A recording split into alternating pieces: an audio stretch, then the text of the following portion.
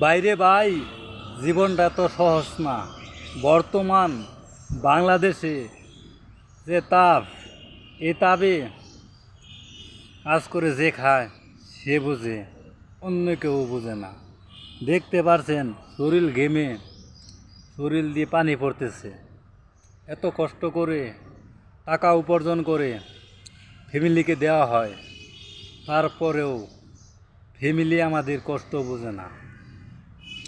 কোনো কিছু কম পড়লে তাদের মুখের দিকে তাকানো যায় না, কিন্তু একটাবারও চিন্তা করে না স্বামী তার কত পরিশ্রম করে।